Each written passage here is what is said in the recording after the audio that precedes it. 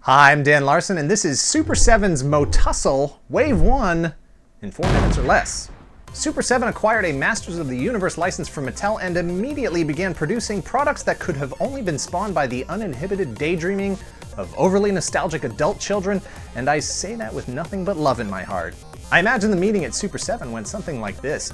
Did you know that back in the 80s, Mattel was producing Masters of the Universe and muscle figures at the same time? Like, why didn't they ever do a crossover?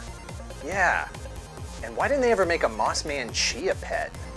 Good news, everyone. Masters of the Universe muscle figures are real, and they are spectacular. In 1983, Mattel purchased the rights to the tiny Kinnikuman wrestling figures from Bandai. They molded them in a slightly harder plastic and rebranded the line with an acronym that stands for Millions of Unusual Small Creatures Lurking Everywhere. Fast forward to 2015, Super 7 made Wings Take Dream as they introduced the first wave of MOTUSCLE figures as a San Diego Comic-Con exclusive. MOTUSCLE, of course, stands for Masters of the Universe Small Creatures Lurking Everywhere.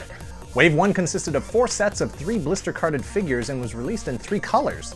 The black set was only available at their shop just down the street from the convention center and renamed Skeletor'S Lair. Skeletor, the master of the universe. Lair for the duration of the convention. The pink or flesh-colored set was available at their booth and their San Diego shop. And the lone figure molded in purple, Skeletor, could only be acquired at the Mattel booth at Comic-Con.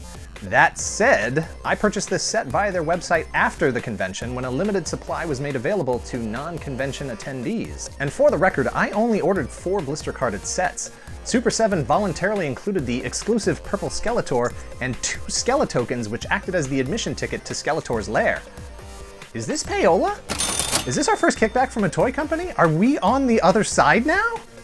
These figures are amazing. I honestly can't think of a series of figures that have more completely satisfied me as a collector and as a human being than this handful of little pink He-Man guys.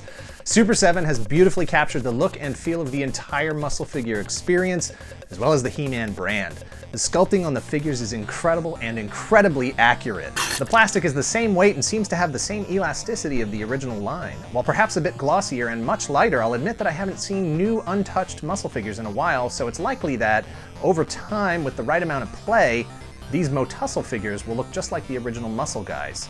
If I had to make one complaint, and I mean this is hardly a complaint, I think maybe I would have left the individual weapons out. I'm going to be playing with these figures a lot, and I'm afraid those delicate pieces are going to break off like they did on the totally unrelated Mattel Micro He-Man non-muscle figures. Super 7 has built their reputation on nostalgia more so than any other toy company out there. They are toy industry historians that want to keep the spirit of vintage toy lines alive, never, ever letting go of their childhoods.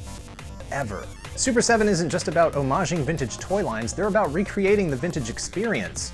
From the shape and number of points on the starburst stating collect all 12 to the die cut and position of the peg hole, they thought about everything and created a product that looks and feels like it could have been produced in 1985. At $6 per 3-pack, these figures sold out quickly. You're going to have to hit the secondary market to acquire these, and it's not going to be cheap. Individual figures are going to run $8 to $10 and unopened packs around $20, more if you want the Black Series.